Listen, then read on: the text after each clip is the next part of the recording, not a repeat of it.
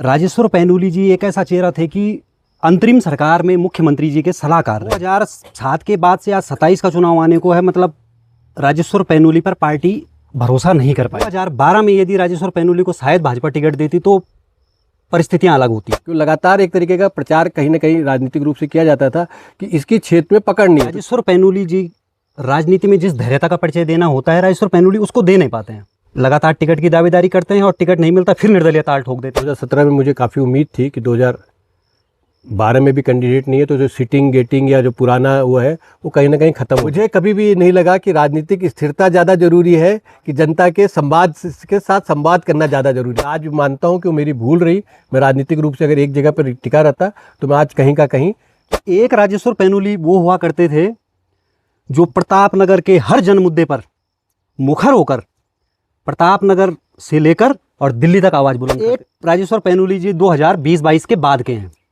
अब राजेश्वर पैनुली जी ने देख लिया है कि जन मुद्दों के साथ साथ पार्टी के मुद्दों पर भी टिका रहना बहुत जरूरी है, इसलिए पार्टी के खिलाफ ज्यादा मत। राजेश्वर पैनुली जी जो हैं दिल्ली वाले नेता हैं, उनको प्रतापनगर काम तो उन्हें भी करने दीजिए। जो क्षेत्र पंचायत जिला पंचायत जो पूर्व है वर्तमान है वो भी तो कुछ काम करे कि उनकी समस्या भी मैं ही ले लूँ। इतना राजेश्वर पैनुली जी दिल्ली में करते किसी एक विधानसभा को पकड़ के तो आज के कई बार के विधायक हो गए। ऐसा नहीं कि मैं दिल्ली से विधायक नहीं बन सकता था, ऐसा नहीं कि मैं गाजियाबाद से विधायक नहीं बन सकता, ऐसा नहीं कि मैं नोएडा से नहीं बन सकता, ऐसा नहीं कि यूपी के बनारस से नहीं बन सकता। उन लोगों का जो जनप्रतिनिधि बने, जो विधायक बने, उनका काफ़ी विकास हो गया। तो आपकी पार्टी के विजय पवार रहे, 2 टर्म उनको मिला। उनका ये कहना होता है कि डोबरा चांठी पुल के लिए एक मुश्त जो है राशि मैंने, जो वर्तमान में भी हैं, उनका ये कहना होता है कि मैं प्रतापनगर का विकास पुरुष हूं और उनके समर्थक उनको विकास पुरुष भी बोलते हैं। प्रतापनगर का विकास पुरुष का मतलब खुद में विकास उनका खुद का अपना हुआ है कि क्षेत्र का विकास हुआ है? तबले से तो विकास नहीं होता ना। बीजेपी के विधायक ने कोई क्रेडिट लेना चाहे तो मुझे उस क्रेडिट देने में कोई ऐतराज़ नहीं है, लेकिन मुझे अगर ऐतराज़ है तो ये है कि वो 2004 से पहले। इसकी जिम्मेदारी भी तो कहीं सरकार की है ना सर, जनप्रतिनिधि की होती है कि ब्यूरोक्रेसी क्यों हावी हो रही है। नमस्कार, मैं हूं दिवाकर भट्ट। 12 मास देख रहे हैं आप। 12 मास के पॉडकास्ट में आज के जो हमारे मेहमान हैं वो हैं भारतीय जनता पार्टी आर्थिक प्रकोष्ठ के प्रदेश सह संयोजक और प्रदेश प्रवक्ता प्रतापनगर विधानसभा के समाज सेवी राजेश्वर पैनुली जी। सर बहुत बहुत स्वागत है आपका 12 मास में। धन्यवाद आपका बहुत बहुत, और उम्मीद करता हूँ कि हम प्रतापनगर के बारे में कुछ अच्छी अच्छी बातें भी करेंगे। सर सबसे पहले मैं और मेरे दर्शक ये जानना चाहते हैं, क्योंकि विगत कई वर्षों से उत्तराखंड राज्य बनने के बाद से लगातार प्रतापनगर क्षेत्र में और भारतीय जनता पार्टी में आपको सक्रिय देख रहे हैं, तो सबसे पहले ये जानना चाहते हैं कि राजेश्वर पैनुली जी का राजनीति में, क्योंकि आप पेशे से एक चार्टर्ड अकाउंटेंट है, राजनीति में आगमन कब हुआ? क्योंकि आपका जो शुरुआती अंतरिम सरकार में आप मुख्यमंत्री जी के सलाहकार रहे हैं, तो थोड़ा सा ये जानना चाहेंगे कि राजनीति में आगमन हुआ कैसे और कब हुआ? देखिए, राजनीति में आगमन तो हुआ, जनरल खंडूड़ी जी आए 1991 में, तो लगभग उसी टाइम जब जनरल खंडूड़ी आए तो हमें लगा कि अब जो है उस टाइप के लोग भी आने लग गए हैं जो जिनकी स्वच्छ छवि है, जो कुछ कर सकते हैं। और दूसरा कहीं ना कहीं से उनसे हमारा जुड़ाव था, तो मैं उनके साथ ही लगभग 91-92 में राजनीति में आ गया। राजनीति के अलावा अपने क्षेत्र, क्योंकि प्रतापनगर से हम लोग लगातार जुड़े हुए थे, तो अपने क्षेत्र में अपने गाँव में आना, मैं अपने गाँव में पढ़ा हुआ भी हूँ।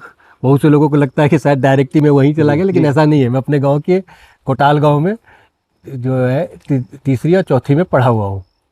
तो अपने गांव में तो एक लगाव रहता है, हमारे पिताजी का भी लगाव था, हमारा भी था, हमारे पूरे परिवार का था। तो अपने गांव में आए तो समाज सेवा के साथ साथ हमें लगा राजनीति करना भी इसलिए ज़रूरी है कि राजनीति के कारण से आपकी एक पहचान बढ़ती है और कुछ चीज़ें कराना में आपको, कुछ चीज़ों के लिए डेवलपमेंट में आपको आसानी होती है। तो सर जैसे कि आपने बताया कि आप खंडूड़ी जी के साथ, खंडूड़ी जी के राजनीति में आने के बाद आपने राजनीति में कदम रखा और प्रतापनगर क्षेत्र में भी सक्रिय रहे।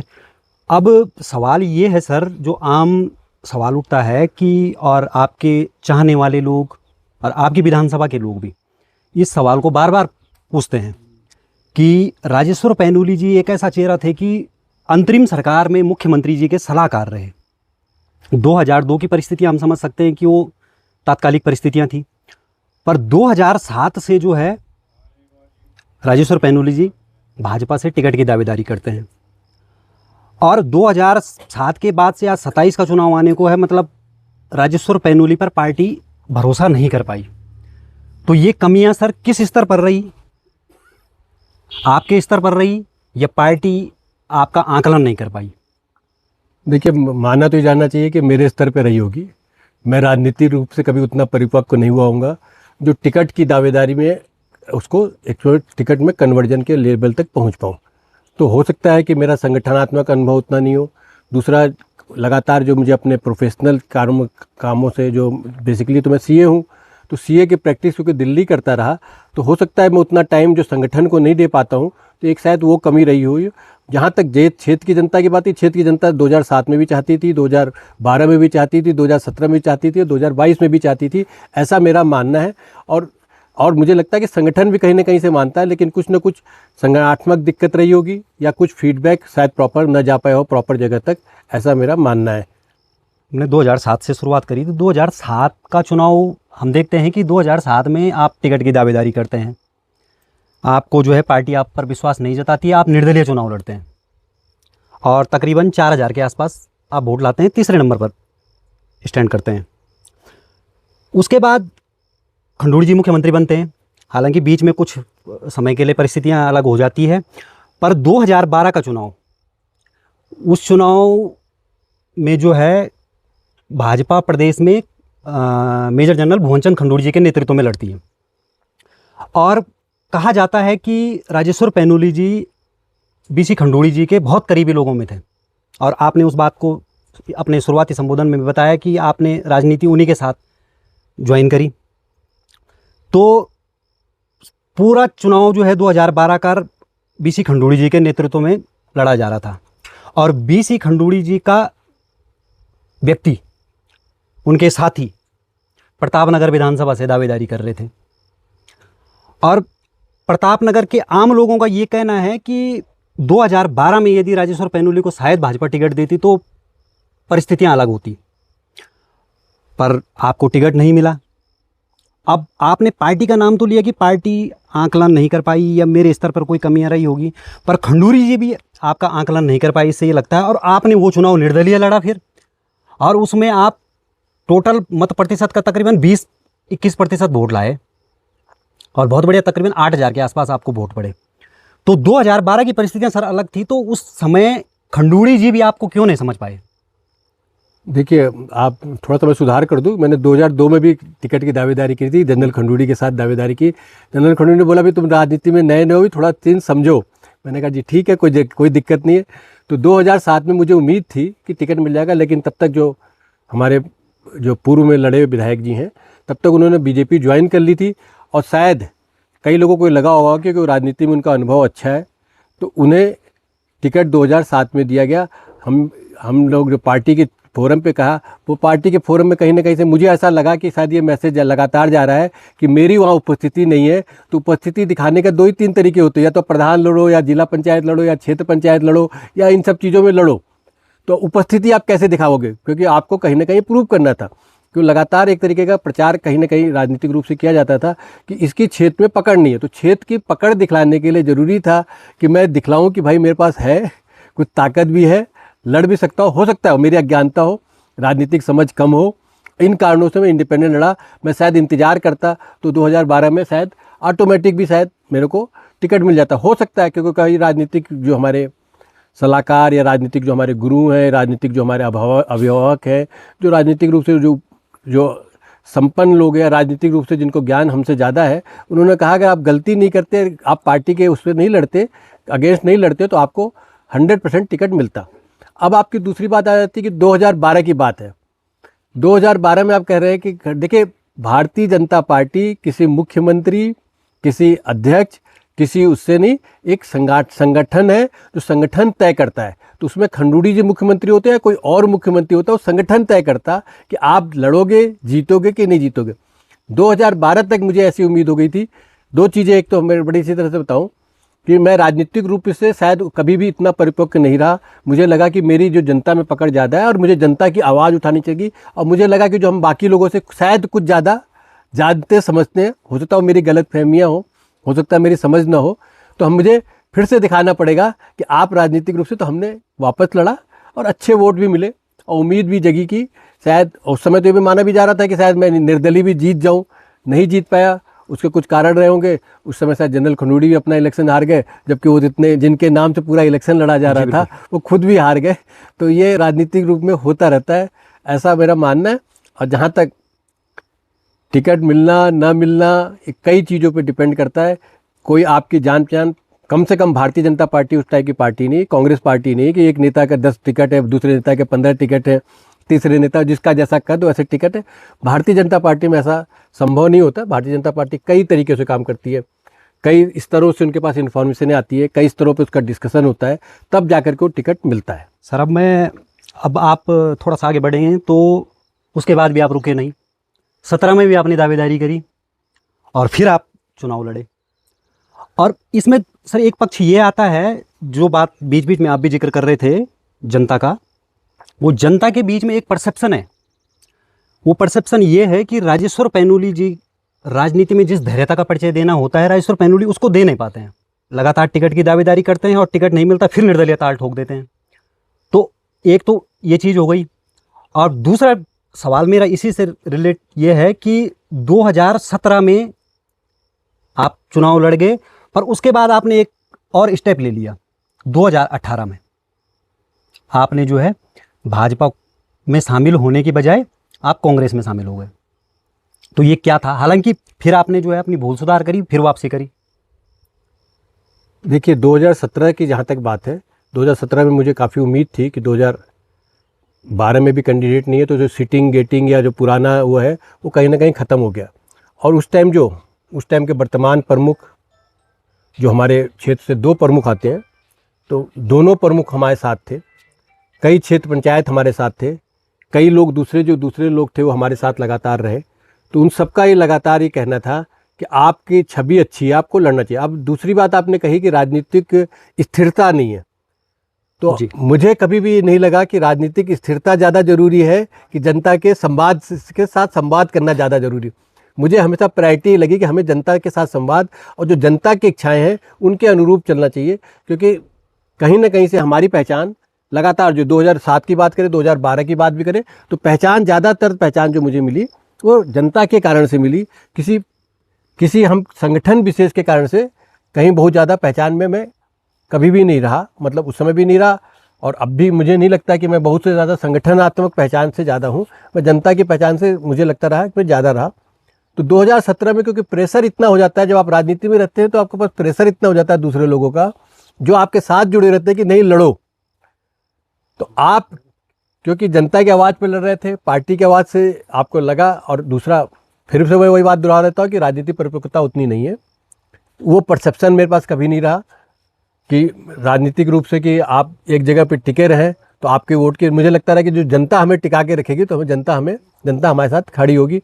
ये बात ज़रूर है कि मैं आज मानता हूँ कि वो मेरी भूल रही। मैं राजनीतिक रूप से अगर एक जगह पर टिका रहता तो मैं आज कहीं का कहीं, कम से कम अपने क्षेत्र के लिए कहीं का कहीं कुछ पहुँच के कुछ न कुछ अच्छी चीज़ों से, बात ही विधायक और नॉन विधायक की बात नहीं है, पार्टी में, संगठन में भी मैं काफ़ी अच्छी पोजीशन पे होता। और संगठन के हिसाब से या संगठन के कोई सत्ता में, हम लगातार संगठन में यहाँ भी हैं, केंद्र में भी हैं, हम कुछ इस क्षेत्र के लिए कर पाते।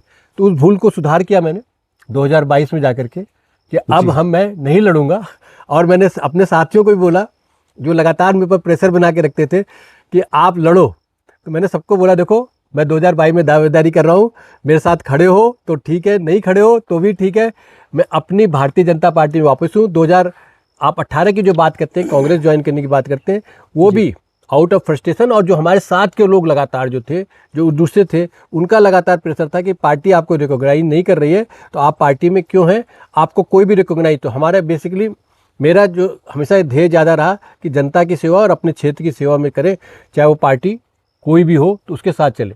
तो उस भूल सुधार को मुझे 2022 में आकर के आदरणीय नरेश बंसल जी ने पार्टी में वापस लिया। पार्टी में मैं हर बार वापस आ जाता था, बिल्कुल हर बार आते थे, और हर बार पार्टी को भी लगता था कि भाई मेरी उपयोगिता है, और हर बार पार्टी हमारी नादानियों को भी माफ़ कर देती थी। मैं इसलिए भी पार्टी का लीडरशिप का बड़ा शुक्रगुजार रहा कि हमारी नादानियाँ, जो पार्टी लाइन से हट के काम करने की नादानियाँ थी, वो मैं लगातार करता रहा। लेकिन किसी भी, चाहे मैं कांग्रेस में रहा चाहे कहीं भी रहा, कभी भारतीय जनता पार्टी की बुराई नहीं करी, कभी भारतीय जनता के साथ जुड़े लोगों की बुराई नहीं करी, और एक स्टैंडर्ड मेंटेन करके रखा। चाहे किसी ने भी कितना प्रेशर दिया हो कि नहीं, जो काम अच्छा कर रहे हैं भारतीय जनता पार्टी में, उसकी सराहना लगातार उस समय भी करता रहा। चाहे उस टाइम जो माननीय मुख्यमंत्री त्रिवेंद्र जी रहे, चाहे जो रहे, उनके जो अच्छे काम थे, जैसे अगर आपको याद होगा तो डोबरा चाटी पुल माननीय त्रिवेंद्र सिंह रावत जी जब मुख्यमंत्री थे, उन्होंने एक मुश्त पैसा दिया, तब ये डोबरा चाटी पुल बन पाया। नहीं तो शायद कांग्रेस जिस ढंग से लगातार भ्रष्टाचार कर रही थी और जिस ढंग से भ्रष्टाचारों को पुल ये चढ़ा हुआ था, वो शायद पुल आज भी आपको दिखाई नहीं देता, न जमीन के धरातल पे कहीं वो आ पाता। तो ये मैंने भूल सुधार करी। कांग्रेस पार्टी का भी मैंने आपको बता दिया कि वो टेम्परेरी था। मैं ये बोलिए कि मैं किसी उनके कोई ऐसा कोई व्यक्तिगत फायदे के लिए कभी गया हुआ, या ऐसा कोई रहा कि मैं उनके साथ लगाव रहा। मैं तो उनको लगातार बोलता रहा, मैं लगातार उनको बोलता रहा कि जो भ्रष्टाचार है, डोबरा चाटी पुल में भी 100 करोड़ रुपये से ऊपर का भ्रष्टाचार कांग्रेस के ज़माने में हुआ और उसके लिए लगातार डॉक्यूमेंटेशन पे रहा। तो ये कोई कहे कि मैं उनके भ्रष्टाचार को कभी माफ़ कर पाया, तो कभी उनके भ्रष्टाचार को कभी न माफ़ कर पाया, चाहे उन्होंने कितनी भी कोशिश करी। सर, आपने बीच में कुछ शब्दों का जिक्र करा, राजनीतिक परिपक्वता, जनता के साथ संवाद और संगठन के साथ इतना नहीं रह पाना, जनता के साथ कनेक्ट कर पाना। आम प्रतापनगर का जनमानस, उनका ये सोचना है कि, और कहते हैं लोग, जब हम लोगों से मिलते हैं तो लोगों का ये कहना होता है कि राजेश्वर पैन्यूली जी वास्तव में 2022 के बाद से राजनीतिक रूप से परिपक्व हो गए हैं। पहला स्टेप तो आपने खुद ही स्वीकार लिया कि मैंने 2022 का चुनाव पार्टी के खिलाफ नहीं लड़ा, केवल दावेदारी करी। अब दूसरी परिपक्वता राजेश्वर पैन्यूली जी में कहाँ से आई कि एक राजेश्वर पैन्यूली वो हुआ करते थे जो प्रतापनगर के हर जन मुद्दे पर मुखर होकर प्रतापनगर से लेकर और दिल्ली तक आवाज़ बुलंद करते थे। उसका सबसे जीता जागता उदाहरण है डोबरा चाटी पुल। उस डोबरा चाटी पुल के लिए राजेश्वर पैन्यूली जी ने एक संघर्ष समिति बनाई और पंचायतें दिल्ली तक होती थी, ऋषिकेश, देहरादून, जहाँ पर प्रतापनगर के लोग हैं वहाँ पर सरकारें किसी की भी रही हों, राजेश्वर पैन्यूली जी मुखर होकर आवाज़ उठाते थे। और एक राजेश्वर पैन्यूली जी 2020-22 के बाद के हैं। अब राजेश्वर पैन्यूली जी ने देख लिया है कि जन मुद्दों के साथ साथ पार्टी के मुद्दों पर भी टिका रहना बहुत ज़रूरी है, इसलिए पार्टी के खिलाफ ज़्यादा मत बोलो, पार्टी लाइन पर चलो, तभी जो है राजनीतिक रूप से हमें जो है इसका फ़ायदा हो सकता है। इसलिए राजेश्वर पैन्यूली ने जन मुद्दों पर अब ज़्यादा बोलना छोड़ दिया, पार्टी की लाइन लेकर राजेश्वर पैन्यूली जी बोलते हैं। इस पर आपका क्या टेक है सर? देखिए, पार्टी की लाइन और जन मुद्दों की बात है। जहाँ तक जन मुद्दों की बात, जो एक्चुअल जन मुद्दे हैं, मैं आज भी मुखरता से उठाता हूँ, पार्टी लाइन के अंदर उठाता हूँ। पार्टी के जो हाईकमान कहिए या जो पार्टी के जो हमारे सीनियर नेता हैं उनके पास भी उठाता हूँ। चाहे पार्टी की सत्ता है, जो जहाँ पे भी सत्ता है, चाहे उत्तराखंड की सत्ता हो, चाहे बिहार की सत्ता भी हो, तो हमें सब जगह जो पार्टी की लाइनों को। और मुझे एक चीज़ बात समझ में आई कि आप बहुत ज़्यादा अगेंस्ट बोल करके आप कुछ बहुत ज़्यादा फ़ायदे नहीं कर पाते, और उन मुद्दों को उठाने की कोई ज़रूरत नहीं होती जो बहुत छोटे छोटे मुद्दे जिनके लिए बहुत से नेता लगे रहते हैं। आपका एक लेवल बन गया है, आपको एक समझ आती है, तो आप उन मुद्दों को उठाइए जिन मुद्दों से वास्तव में पूरे क्षेत्र का कोई भला हो सके, कोई ऐसा हो सके, कोई विकास की चीज़ आ सके। जैसे अगर आप अभी की बात करें तो अभी मैं कोशिश कर रहा हूँ कि खेत पर्वत के नाम से जो हम अभी जहाँ उसका जिक्र करूँगा सर मैं आगे, हाँ, उसके नाम से भी मैंने कोशिश कर रहा हूँ कि एक चीज़ ऐसी कर दो जिसके कारण से कि सबके सब चीज़ें अपने आप ही सेटल डाउन हो जाए, आप लगातार कन्फ्रंट्रेशन में न रहो। और ये मैं अपने सीनियर नेताओं से, सीनियर जो अभिभावक कहिए या हमारे पार्टी के राजनीतिक लोग जो सीनियर हैं, जो मैच्योर लोग हैं, उनकी लगातार उन्होंने बोला कि आप हर मुद्दे पर अगर लड़ने लग जाओगे तो फिर आप उसी टाइप के नेता हो जाओगे जो आप वो है। आपका एक अपना अलग स्तर है, तो आप उस ढंग से सोचना शुरू करो, उस ढंग से करो जिससे कि वास्तव में क्षेत्र का भला हो और क्षेत्र का विकास हो। तो आपका जो एक कहना है कि मैं जन मुद्दे नहीं उठाता, जन मुद्दे मैं पूरे उठाता हूँ, लेकिन किस उस फोरम पे जहाँ पे उसकी ज़रूरत है, उन फोरमों पे नहीं कि आवेश के कारण से किसी प्रिंट मीडिया में आने या लोकल मीडिया में आने या सोशल मीडिया में आने के लिए कुछ का कुछ बोलना शुरू कर दूं। वो मैं पहले भी नहीं करता था। अगर आप मेरा पहले पुराना भी इतिहास देखेंगे तो मैं उन मुद्दों पे कभी भी नहीं रहा, कुछ उन मुद्दों पे हमेशा रहा। विशेषकर सर डोबरा चाटी पुल पर जो आपका योगदान रहा, जो आपने संघर्ष किया, वो पूरा प्रतापनगर उसको जानता है। आपने कई महापंचायतें लगातार आपने उसके लिए संघर्ष किया। तो मतलब जनता का ये होता है कि वो राजेश्वर पैन्यूली अब वैसे राजेश्वर पैन्यूली नहीं रहे। देखिए, अब उस ढंग का जो बड़ा मुद्दा है, अब बड़ा मुद्दा मेरे पास क्या है, यूनिवर्सिटी बनाना। तो अब बड़े मुद्दे पे काम कर रहे हैं हम। छोटे छोटे मुद्दों पे अगर मैं काम करने लग जाऊं तो फिर मेरा एनर्जी तो वही है, 6 घंटे 8 घंटे वही तो काम कर सकता हूं। उतना ही समय पहले भी था, उतना ही समय अब भी। तो कोई बड़े, तो उस टाइम भी डोबरा चाटी बड़ा मुद्दा था। दोबरा चौटी को छोटा नहीं, कनेक्टिविटी का पूरा मुद्दा था। बात सिर्फ प्रताप नगर विधानसभा की नहीं है, बात कनेक्टिविटी बात करें जी। तो घनसाली की भी बात भी कर ले, उधर जो पीछे उत्तरकाशी का जो पार्ट आता है उसकी बात भी कर ले। तो एक कनेक्टिविटी की बात थी, एक सोच की बात थी और एक चीज़ की बात थी कि उसके अलावा हमारे पास कोई अल्टरनेट नहीं था। तो बड़ा मुद्दा क्योंकि पब्लिक के साथ डायरेक्ट दिखाई दे रहा था इसलिए लगा। लेकिन अगर आप उसके अलावा मुद्दे की बात करें तो मैंने उससे पहले बहुत से काम किए। अगर आप क्षेत्र में करेंगे जाकर हम, क्योंकि मैं अपना इतिहास बताने लग जाऊँ कि मैंने इतिहास में क्या क्या काम करा, वो मुझे लगता है कई बार कि वो तो जनता देख रही होगी या आदमी जो भी लोग हैं जिनके पास फीडबैक हो तो देखती है।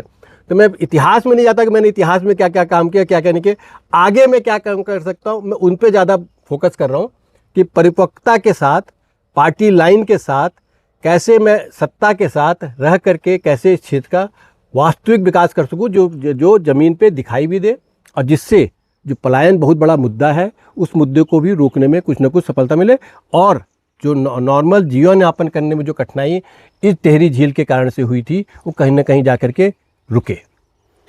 एक सर काम की बात उसके बाद करेंगे। एक आरोप आप पर और है कि राजेश्वर पैनोली जी जो हैं दिल्ली वाले नेता हैं, उनको प्रतापनगर की, ये आम लोगों के आरोप बता रहा हूँ मैं, जो आप पर आरोप है कि उनको प्रतापनगर की मूलभूत जो समस्याएं हैं उनके बारे में इतना नॉलेज नहीं है। हालांकि वो अपने व्यक्तिगत स्तर से सामाजिक कार्य करते हैं, पर एज ए नेता के रूप में प्रतापनगर के लोग राजेश्वर पैनोली को जो है आज भी दिल्ली वाला मानते हैं कि वो आते हैं, चुनाव लड़ते हैं, उसके बाद चले जाते हैं, बीच में एक ट्रिप प्लान करके जो है प्रतापनगर घूम के फिर वापस दिल्ली चले जाते हैं।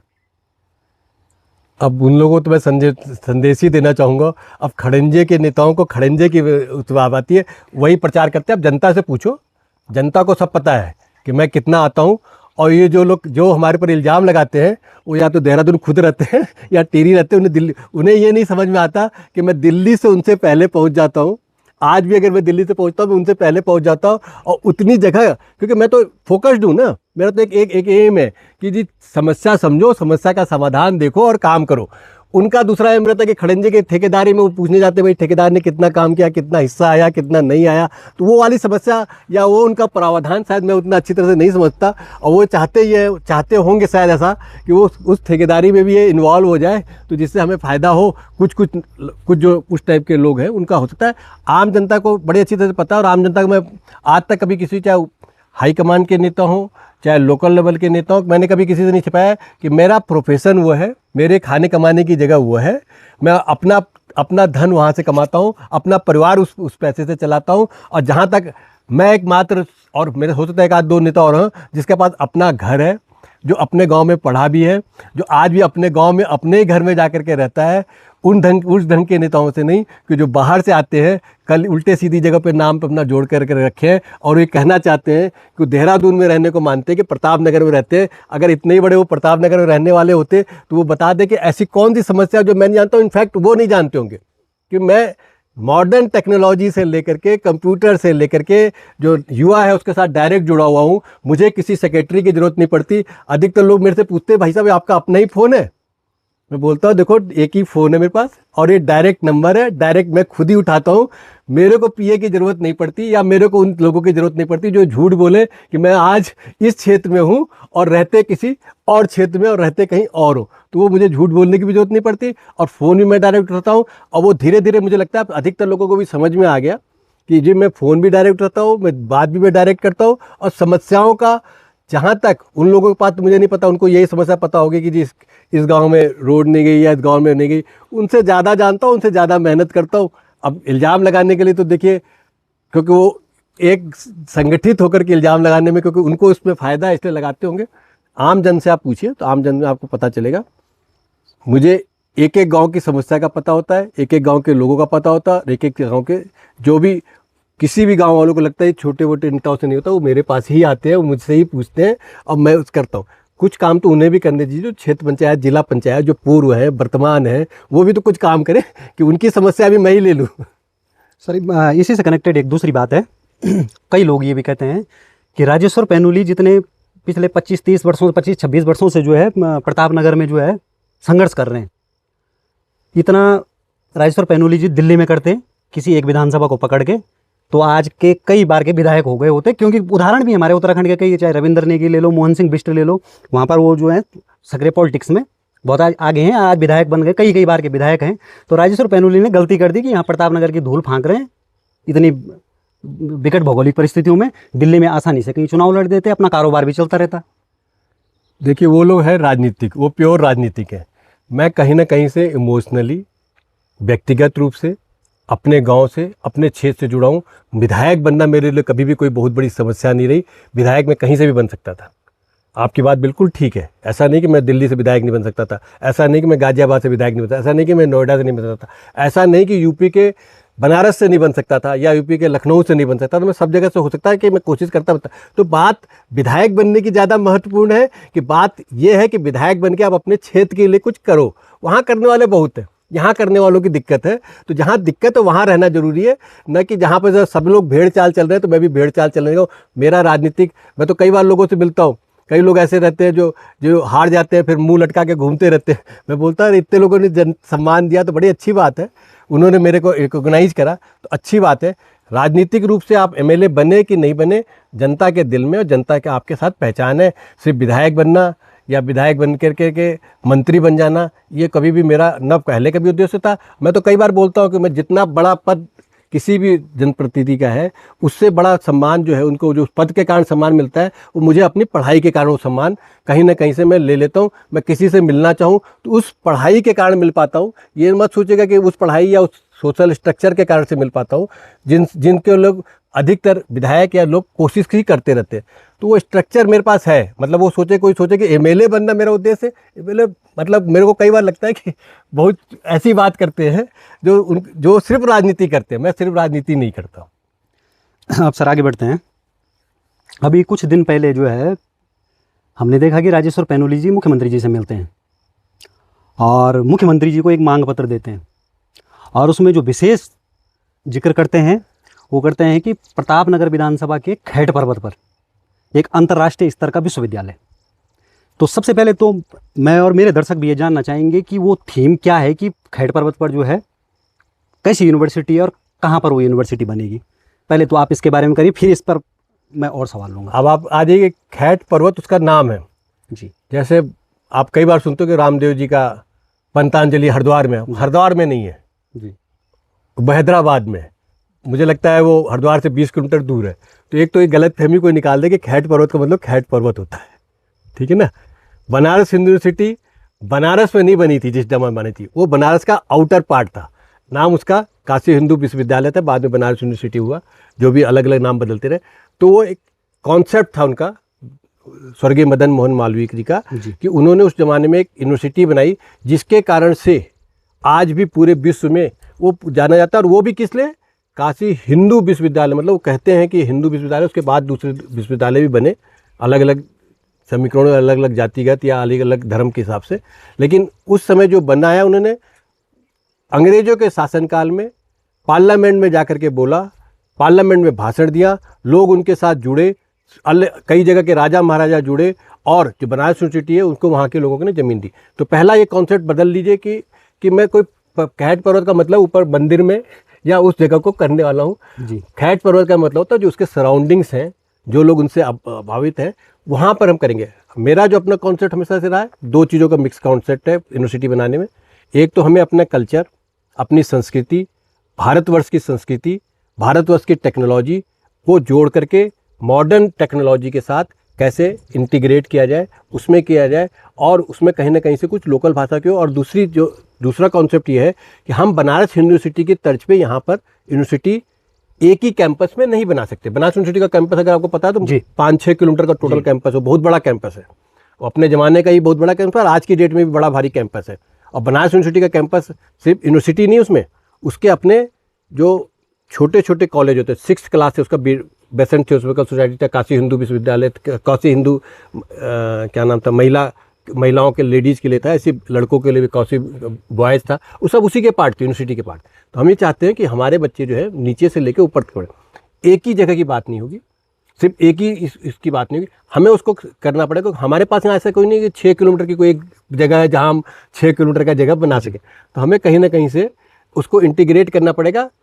हम जो मेरा अपना वो है हम उसको दो तरीके से मैं उसको दो तरीके से इंटीग्रेट करना चाहता हूँ। एक दिल्ली विश्वविद्यालय, कि दिल्ली विश्वविद्यालय एक जगह है, उसकी कैंपस एक है, फैकल्टी एक जगह है, उसके कॉलेजेज सारे अलग अलग हैं। चाहे वो Shri Ram college of commerce की बात करिए, चाहे दयाल सिंह, चाहे भगत सिंह की बात करिए, सब कॉलेज इंटीग्रेटेड, सब अलग अलग है। और सबके कहीं ना कहीं से अलग अलग पूंजीपतियों ने या अलग अलग धार्मिक संस्थाओं ने उनको डेवलप किया है।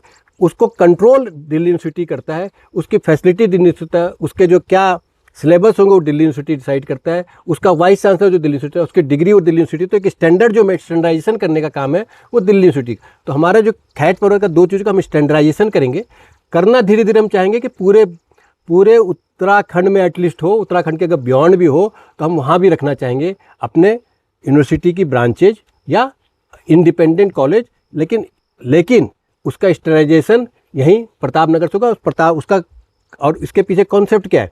कॉन्सेप्ट क्या है कि आपने एक बड़ा चीज़ कर दी ना, तो रोड से लेकर के, इंफ्रास्ट्रक्चर से लेकर के, पलायन से लेकर के, ये सारे रास्ते अपने आप, पलायन का रास्ता बंद हो जाएगा, लोग यहाँ आना चाहेंगे, रखना चाहेंगे।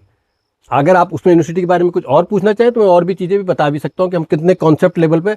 अभी तो दो मुख्यमंत्री को तो मैंने दिया है 2-3 साल की, जो हमने स्टडी कर ली, जब सब कुछ बना लिया तब दिया। अभी बातें उनको किस लिए दिया गया है कि हमें कहीं ना कहीं से सपोर्ट चाहिए, आम जनता का भी सपोर्ट चाहिए, जो राज्य में सरकार उसका भी सपोर्ट चाहिए, जो केंद्र में सरकार है उसका भी सपोर्ट चाहिए, जो क्या कहते हैं एजुकेशनिस्ट हैं वर्ल्ड वाइड उनका भी सपोर्ट चाहिए, जो एडमिनिस्ट्रेशन जानते हैं उनका सपोर्ट भी चाहिए, उन लोगों का भी सपोर्ट चाहिए जो यूनिवर्सिटी बनाने के बारे में जानते हो उनका भी सपोर्ट चाहिए। बाकी तो इंजीनियरिंग कॉलेज बिल्डिंग वाले सपोर्ट भी चाहिए होते। नहीं सर, आपको लगता है कि ये काम आप या आपकी सरकार कर पाएगी? देखिए, इसमें सरकार का हमने बड़ा क्लियर कट है कि इसमें सरकार का कोई रोल नहीं है। सरकार का रोल तो सिर्फ ये कि हमें सपोर्ट दे, हमें हिंड्रेंस पैदा न करे। हमें बिजली की मान लीजिए कि 2000 केवी वाट की लाइन चाहिए, तो हम 2000 केवी वाट की लाइन हम ही लगाएंगे, उसके पैसे हम ही देंगे, हमारी यूनिवर्सिटी देगी। है ये पूरा प्राइवेट सेक्टर का, हम सरकार के भरोसे ना, तो हिंदू जो काशी हिंदू विश्वविद्यालय सरकार के भरोसे बना था ना, दिल्ली यूनिवर्सिटी पर सरकार के भरोसे बना था। ये दोनों कोई सरकार के भरोसे नहीं बने थे, तो हम भी नहीं चाहते कि हम सरकार के भरोसे चले। हम चलें, सिर्फ राजेश्वर पैनुली की बात नहीं हो, जो और लोग जुड़े वो सब जुड़े, और सबका सब व्यक्तिगत राजेश्वर पैनुली जी का विजन है और इसमें सरकार का केवल सहयोग चाहते हैं। सरकार का, आम जनता का, एजुकेशनिस्ट का, और बड़े बड़े जो भी हर फील्ड के अलग अलग जो एक्सपर्ट्स हैं उनका सबका सहयोग चाहते हैं कि इसको इंटीग्रेट कैसे किया जाए, ज़मीनी पे धरातल पे इसको कैसे उतारा जाए, और कोई आदमी जो भी है वो हम पे हिंड्रेंस पैदा न करे। अब सर मैं आपसे ये पूछना चाहता हूँ कि प्रतापनगर 25-26 वर्षों में, इसमें से जो है 2 टर्म आपके विधायक रहे हैं आपकी पार्टी के, और 3 टर्म जो है कांग्रेस के विधायक रह चुके हैं। क्या लगता है आपको कि प्रतापनगर में वो विकास हो पाया है जो आपकी भी सोच रही हो, या आप जैसे कई लोगों की सोच रही हो, या आम प्रतापनगरी की सोच रही हो कि इस तरीके का विकास हमें चाहिए इन 25-26 वर्षों में? देखिए, मैं आम जनता की अगर बात करूं, मैं अपनी बात करूं, तो मुझे नहीं लगता उस ढंग का विकास हुआ। हाँ, उन लोगों का जो जनप्रतिनिधि बने, जो विधायक बने, उनका काफ़ी विकास हो गया है इसमें मुझे कोई शक नहीं है, और न कोई धरातल पे दिखाई उसमें सर आपकी पार्टी के, मैं वही बोला स्टार्टिंग में जो बोला मैंने कि आपकी पार्टी के भी 2 टर्म आपकी पार्टी को मिल गए हैं। देखिए, बात पार्टी और नॉन पार्टी की नहीं बात कीजिए, हम बात करते हैं दिक्कत क्या है कि अधिकतर लोग विकास अब उसको समझने लग गए हैं कि अपना सोलर प्लांट लगा लो जी, जनता के पैसे से लगा लो, उसका जो इनकम आए खुद खाओ। मैं अगर उनकी जगह होता तो मैं सोचता कि आम जनता की भागीदारी सोलर प्लांट में कैसे हो, उनकी इनकम कैसे बढ़े, वो अपनी जगह पर रुक के कैसे रहे। ऐसे ही हमारे जो और दूसरे लोग भी हैं, वो कुछ जो है झीलों में बोट लगाते हैं। अब बोट चाहे 3 करोड़ की हो 5 करोड़ की, वो अपने नाम से लगाते हैं, अपने लिए लगाते हैं, जनता के पैसे से लगाते हैं। ऐसा तो नहीं है कि कहीं से तो अगर मैं उनकी जगह होता तो मैं पहले कहीं ना कहीं से ये संघर्ष करता कि ये जो पूरा क्षेत्र इस झील के कारण से पिछड़ा है, इस क्षेत्र की बात करो, इन लोगों की, आम लोगों की भागीदारी सुनिश्चित करो। चाहे एक बार में 5 गाँव का करो, चाहे 10 गाँव का करो, उसमें आपकी भागीदारी या उसका प्रॉफिट शेयरिंग आपके पास ना हो। तो ये जो कॉन्सेप्चुअली जो डिफरेंस है, जो तरीके में काम करने के तरीके में डिफरेंस है, उसके कारण से वो डेवलपमेंट नहीं हो पाया जो होना चाहिए था। ऐसा नहीं कि उन लोगों के पास सामर्थ्य नहीं था, ऐसा नहीं कि सरकार हमारी कहीं पीछे थी, लेकिन वो एक सोच एक लेवल से ऊपर उनकी नहीं थी, और नहीं थी ना। मुझे नहीं लगता कि आज की डेट में कोई सोच उससे ऊपर ज़्यादा जाने वाली है, वो वहीं के वहीं है। हम लोग लगातार सुनते होंगे टेरी जेल में उन्होंने बनाया, कभी कहीं का नाम आता है, कभी कहीं का नाम आता है। ये कहीं नहीं आता कि उस गांव के, या मान लीजिए कि मंधार के किसी आदमी का, जो कॉमन आदमी है, उनकी कोई समिति है, उसकी वोट वहाँ चल रही है, समिति के सबको फ़ायदा। और आपने नहीं सुना होगा आज तक, आपने नहीं सुना होगा कि जो रोडें बन रही हैं या जो रिंग रोड बन रही है उसमें उन लोगों की भागीदारी है, उसमें कुछ लोगों की भागीदारी होगी। तो वो जो एक सोच है ना, जो डेवलपमेंट को हिंड्रेंस करती है, वो सोच अभी भी विद्यमान है। मैं किसी पार्टी विशेष की बात नहीं कर रहा हूँ, मैं व्यक्ति विशेष की बात नहीं कर रहा हूँ, क्योंकि हम उसी सोच में कहीं ना कहीं, जो वर्तमान लोग हैं वो उसी सोच में डेवलप हो गए हैं, और उनका सोच वहीं तक ही रहता है, क्योंकि उन्हें लगता है कि शायद जो विधायक बनना या ये जनप्रतिनिधि बनना एक खाने पीने का साधन है। आपने तो अपनी बातें रखी सर, पर जो दोनों जनप्रतिनिधि जिन्होंने जो है 2007 से लेके और अब तक जो प्रतिनिधित्व कर रहे हैं, उन दोनों के अपने अपने तर्क हैं। जो आपकी पार्टी के विजय पवार रहे, 2 टर्म उनको मिला, उनका ये कहना होता है कि डोबरा चांठी पुल के लिए एक मुश्त जो है राशि मैंने त्रिवेंद्र सिंह रावत जी की सरकार में करवाई, डोबरा चांठी पुल बन के तैयार हुआ। अपने और काम गिनाते हो, जो दूसरे कांग्रेस के विधायक हैं, जो वर्तमान में भी हैं, उनका ये कहना होता है कि मैं प्रतापनगर का विकास पुरुष हूँ, और उनके समर्थक उनको विकास पुरुष भी बोलते हैं प्रतापनगर का। वो बोलते हैं कि पिछड़ा क्षेत्र घोषित प्रतापनगर को मैंने करवाया है, कई पॉलिटेक्निक मैंने खुलवाए हैं। और दोनों विधायकों का एक तर्क और होता है उनके लोगों का, अब शायद इसको प्रतापनगर की जनता भी वो करेगी, कि प्रत्येक गांव में विधायक निधि से जो है, जो कीर्तन मंडलियों के सामग्री होती है, वो भी हम लगातार बांट रहे हैं। उन दोनों का दावा अपनी अपनी तरफ से ये है कि हमने जो है बहुत बढ़िया विकास कर दिया है प्रतापनगर में। उन सबको बधाई हो। पता नहीं उन किसका विकास हुआ, तबले से किसका विकास हुआ है, और एक्चुअल में विकास पुरुष किसको कहा जाता है, शायद मुझे उतनी ज्ञान नहीं है। मैं आपको पहले भी बोला कि राजनीतिक रूप से मैं उतना परिपक्व नहीं हूँ, लेकिन विकास पुरुष का मतलब खुद में विकास उनका खुद का अपना हुआ है कि क्षेत्र का विकास हुआ है। तबले से तो विकास नहीं होता है ना, तबले से आपने एक सांस्कृतिक उसको करने के लिए प्रोत्साहन दिया, वो भी आपने कहीं ना कहीं से धन आता है उसको आपने करा, लेकिन उसको चैनलाइज कर दिया या उसको दे दिया, मुझे उसमें भी कोई एतराज़ नहीं है। और अच्छी बात है कि आपने करा, ये सब चीज़ें करी, और ये भी अच्छी जो हमारे भारतीय जनता पार्टी के। लेकिन अगर आपको बता दूं तो त्रिवेंद्र सिंह रावत जी इस जिले के प्रभारी रहे हुए थे, मुख्यमंत्री बनने से पहले भी। उन्हें इस देश की समस्या का, इस प्रदेश अपने विधानसभा की समस्या का बड़ी अच्छी से पता था। उन्हें ये भी पता था कि ये बिना एक साथ पैसा दिए नहीं रहता। और अगर उस टाइम विधायक जी ने, हमारे बीजेपी के विधायक ने कोई क्रेडिट लेना चाहे तो मुझे उस क्रेडिट देने में कोई एतराज़ नहीं है। लेकिन मुझे अगर ऐतराज़ है तो ये है कि वो 2004 से पहले कभी कहीं दिखाई दे रहे थे क्या? तब उनके दिमाग में किसके आया, और वो उस पुल को उस स्थिति में लाने में कितने लोग सहयोग दे रहे थे, कहाँ तक उस पर संघर्ष किया, उसमें कोई है कि वो उसमें भी कोई ऐसा संघर्ष, ऐसा कुछ करा? संघर्ष समिति जरूर होगी उनकी, लेकिन वो कहीं दिखाई देती थी क्या? तो वो डिबेटेबल मेथड हो सकता है।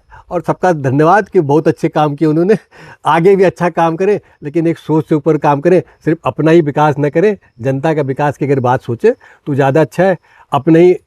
अपने उस जनता के रिसोर्सेज का अपने व्यक्तिगत विकास के लिए इस्तेमाल न करें तो ज़्यादा अच्छा है। जनता के रिसोर्सेज का जनता के विकास के लिए, और इनफैक्ट सिर्फ जनता के रिसोर्सेज यहीं के नहीं, अपने जो उनके संबंध या संपर्क हों, जगह जगह पर संपर्क हों, उनको भी इस विकास क्षेत्र में लाएं। अगर आप राजस्थान में जाएंगे तो राजस्थान में आप देखिएगा, जाके आप राजस्थान में जाओ, तमिलनाडु में जाओ, आंध्रा में जाओ, तो वहाँ के जो विधायक या जो भी बनते हैं वो कहीं ना कहीं से इधर उधर से भी धन ला करके चीज़ों को करते हैं।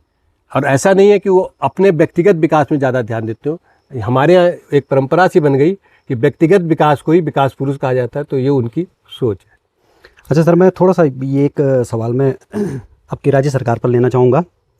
राज्य सरकार की जो योजनाएं हैं उनका लाभ आम जनमानस को कितना मिल रहा है, और आपकी खास करके आपकी विधानसभा की बात करूँगा मैं, वहाँ पर क्या लगता है आपको कि कितना मिल रहा है? क्योंकि कई चीज़ें ऐसी होती है, हम देखते हैं कि सरकार की योजनाएं चलती, चाहे होम स्टे की हो, सोलर प्लांट की हो, अन्य जो स्वरोजगार से संबंधित योजनाएं चलती है, सरकार विज्ञापन तो बड़े बड़े दे देती है उसमें, और जब उन स्थिति धरातल पर देखो तो जो व्यक्ति उन योजनाओं का लाभ लेने की कोशिश कर रहा है या प्रयास कर रहा है, उनको प्रॉपर लाभ नहीं मिल पाता, व्यक्तिगत संसाधनों से जो है उनको करना पड़ता है।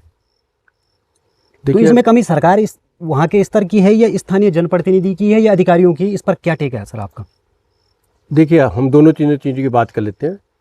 देखिए, सरकार के स्तर पे तो मुझे नहीं लगता कि कोई, चाहे वर्तमान सरकार है, चाहे प्रदेश की वर्तमान सरकार है, चाहे केंद्र की वर्तमान सरकार है, उनकी योजनाएं भी अच्छी हैं। और हर जगह जो बीच के मिडिल मैन है उन्होंने कहीं ना कहीं किया।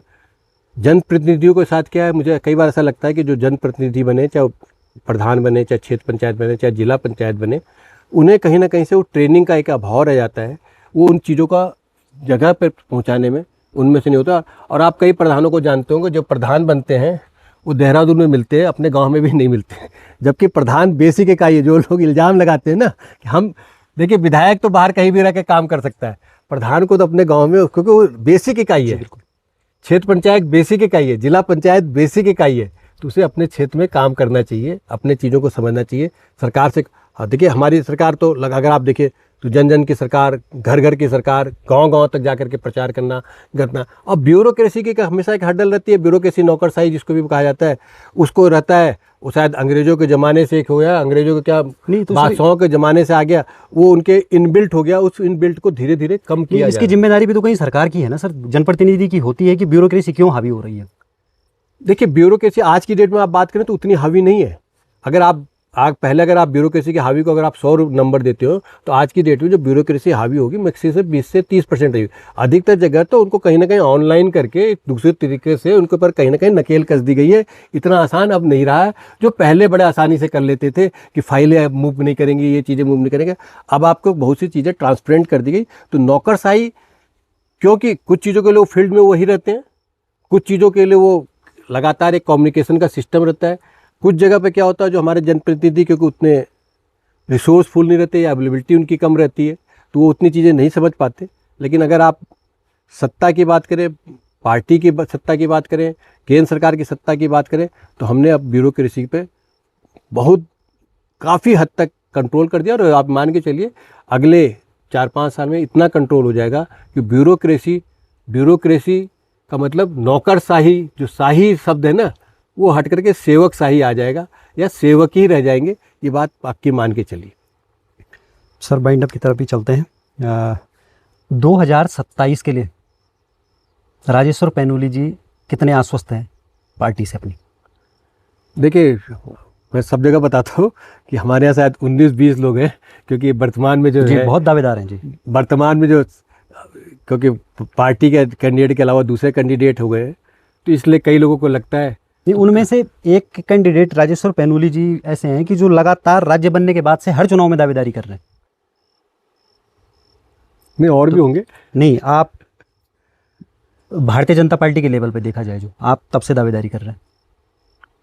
अब मुझे दिमाग लगाना पड़ेगा कि और कोई ऐसा नहीं है कि जो दावेदारी कर रहा हो ना मिल रहा हो तब भी हो, ऐसे कई होंगे। क्योंकि जो आपके पूर्व के विधायक रहे वो तो कर ही रहे, 2007 से दावेदारी 2007 से कर रहे हैं, पर वो 2002 के चुनाव में वो पार्टी में नहीं थे। 2002 में तो उसके बाद 2002 में कांग्रेस से कर रहे थे। मैं भारतीय जनता पार्टी की बात कर रहा हूँ। हाँ, तो वो भी जब से पार्टी में, वो भी लगातार दावेदारी कर रहे हैं। वो 2007 से, आप उससे एक टर्म पहले से। मैं लगातार दावेदारी कर रहा हूँ, इसमें कोई शक नहीं है। कितने आश्वस्त हैं आप? देखिए, आश्वस्त और नॉन आश्वस्त की बात नहीं है। बाकी हम लोग मान के चलते हैं जो पार्टी ऊपर निर्णय करेगी, जो समझेगी, उतनी परिपक्वता आ गई है कि मैं कोई पार्टी लाइन से अलग नहीं चल रहा हूँ। पार्टी को अगर लगेगा कि हमारी यूटिलिटी है, पार्टी को लगेगा तो करेगी। बाकी पार्टी ने तो 20, 18, 19 जितने आदमी, उन सबको देखना है, सबकी समझना है, और सबके अपने अपने दावे हैं, तो पार्टी कहीं ना कहीं देख के करेगी। आश्वस्त और नॉन आश्वस्त की बात नहीं कर रहे हम। मैं तो सिंपल सी बात करें, हम दावा करते हैं। दावा करने के बाद किसको क्या मिलता है, कि नहीं मिलता है, पार्टी को कितना लगता है कि वो पार्टी लाइन से चल रहा है, या वो जिता के ला सकता है, नहीं ला सकता, जो उनके अपने मानदंड होंगे, जो उनके अपनी फीडबैक होगी, उसके हिसाब से करेंगे। मैं तो एक तरीके से काम कर रहा हूँ कि अपना एक तरीका है काम करने का, काम करते चलो। और 2022 से मैंने समझ लिया कि आप लगे रहो, हो गया तो ठीक है, नहीं हुआ तो ठीक है। मेरा दूसरा सवाल वही था कि यदि टिकट नहीं होता है तो फिर तो कोई विचार नहीं है? कोई दूर दूर तक कोई विचार नहीं, कहीं नहीं जाने वाले। टिकट नहीं मिला तब भी हम यहीं हैं, कहीं नहीं जाने वाले, कुछ नहीं करने वाले, और पार्टी के साथ खड़े रहने वाले। यदि राजेश्वर पैनुली जी के समर्थक फिर फोर्स कर लें कि आप चुनाव लड़िए? नहीं, वो हमारे समर्थकों को बड़ी चीज़ पता, हमने 2022 में बता दिया था कि हो गया। जितनी बार लड़ना था लड़ लिया। आप लोगों को भी पता चल गया कि आप सब भी मिल करके कहीं ना कहीं पार्टी लाइन में नहीं रहोगे। दूसरी बात क्या है, अब आप एक तरीके दूसरे तरीके से सोचो, इंडिपेंडेंट विधायक बन के कभी आपके बिल्ली के भाग से चीका बना, कुछ लोग मंत्री बन गए तो बन गए, इंडिपेंडेंट रह करके आप बहुत ज़्यादा विकास में योगदान नहीं दे पाते हो, क्योंकि जिसकी सरकार रहती है अगर उसको आपकी ज़रूरत है तो कुछ चीज़ें आपका कर देगी। अगर बाई द उसकी सरकार ऐसे बन जाती है जो ऑलरेडी 40, 42, 45, 50 सीटें अगर उसको मिल जाती है तो उसको निर्दलीय की कोई बहुत ज़्यादा ज़रूरत है, तो उल्टा क्या होता है, वो विकास से क्षेत्र ही बाहर हो जाता है। वो उस ढंग की चीज़ें, बहुत सी चीज़ें वो नहीं करा पाता। मैं नहीं कह रहा हूँ कि जो क्षेत्रीय प्रतिनिधि होगा, जो सरकार की योजना आएंगे तो उसको उतना बेनिफिट मिलेगा, लेकिन आउट ऑफ द वे जा करके अगर कुछ करना चाहे तो उसको हमेशा दिक्कत आती है। अब एक दूसरी परिस्थिति, हाइपोथेटिकल परिस्थिति बता रहा हूँ मैं सर। राजेश्वर पैनुली जी का टिकट हो जाता है भाजपा से, और एक आम भाजपा कार्यकर्ताओं के बीच में नहीं, एक आम लोगों के बीच में एक परसेप्शन दूसरा है कि जो प्रतापनगर भाजपा के पूर्व विधायक रहे हैं विजय पंवार जी, उनके समर्थक और राजेश्वर पैनुली जी के समर्थक, हालांकि दोनों के समर्थक भाजपा के कार्यकर्ता हैं पर जिनको हार्ड कोर सपोर्टर कहते हैं, ये इन दोनों का आपस में मिलन नहीं होता है, तो आज तक नहीं हो पाया है। तो 27 में यदि राजेश्वर पैनुली जी को टिकट मिल जाता है तो जो विजय पंवार के समर्थक भाजपाई हैं वो राजेश्वर पैनुली जी उनको अपने पाले में ला देंगे।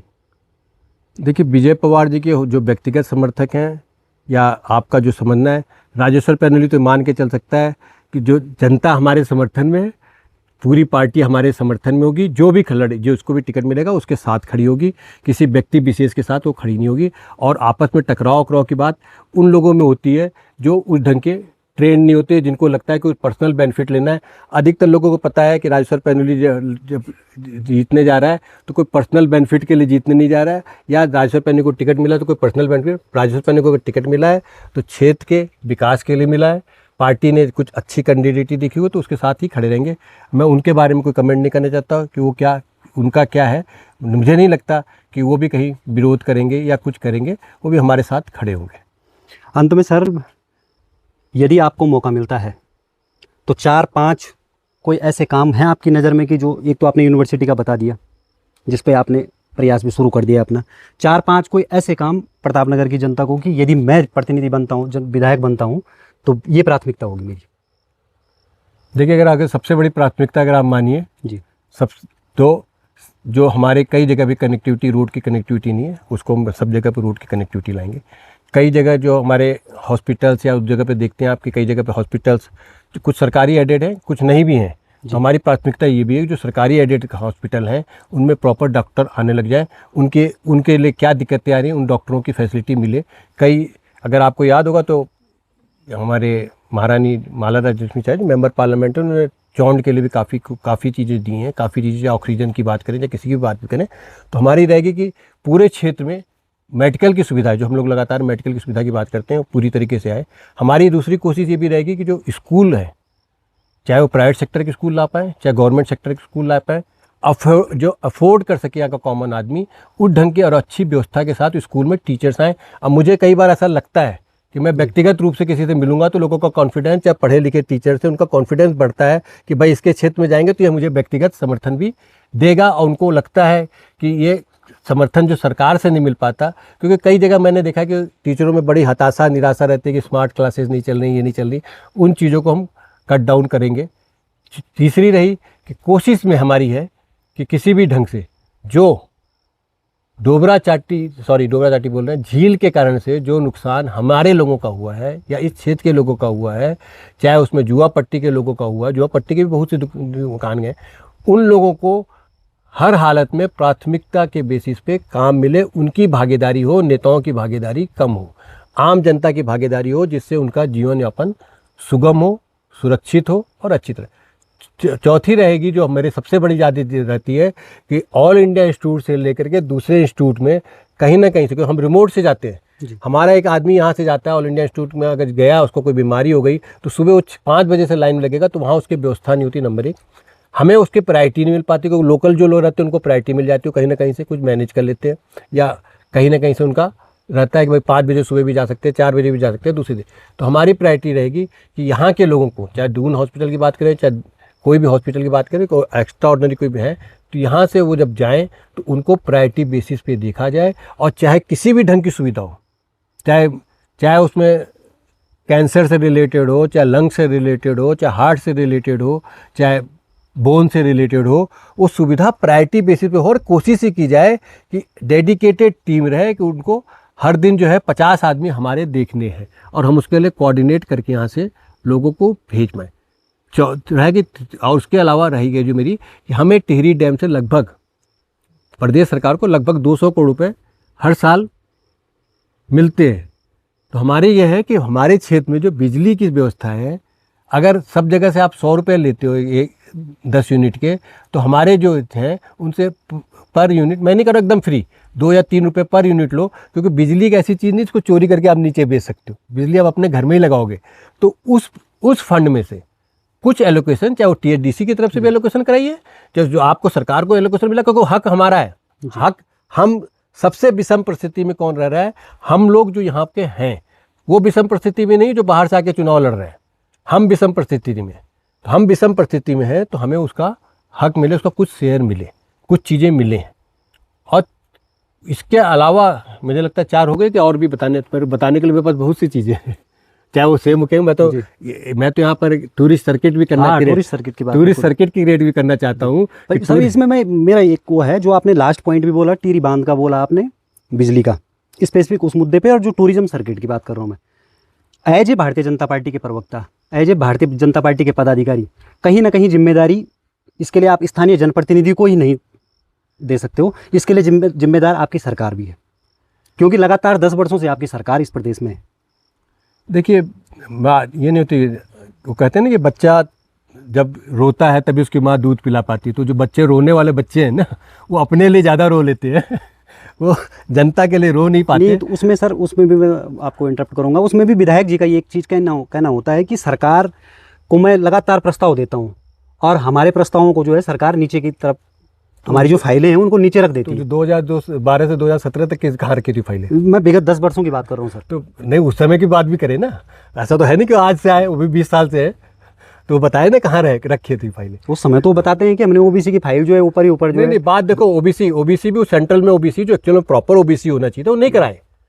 जो प्रॉपर ओबीसी होना चाहिए, आपको दोष देते हैं सर, वो आपकी सरकार को दोष देते हैं कि राज्य में और केंद्र में आपकी सरकारें हैं। बात ये नहीं कि हम राज्य में हैं, बात ये नहीं कि हम केंद्र में भी हैं, बात यह है कि आपको एक मानक पूरे करने पड़ेंगे, बात उसकी फाइल चलानी पड़ेगी।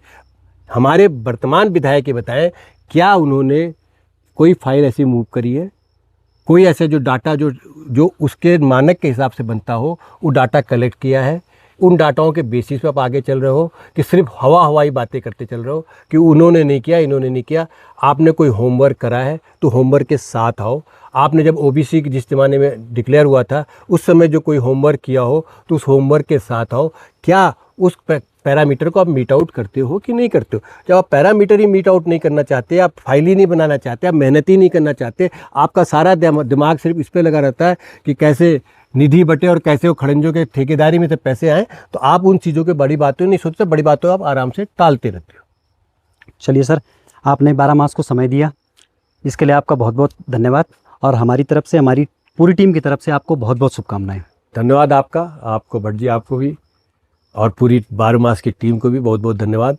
इस ढंग से आप लोग लगातार, मैं देखता रहता हूँ जिस ढंग से मुखर होकर आप लोग चीज़ें उठाते हैं, उठाना चाहिए और अच्छी बातें हैं, और हमें उम्मीद है कि आपका साथ हमेशा बना रहेगा।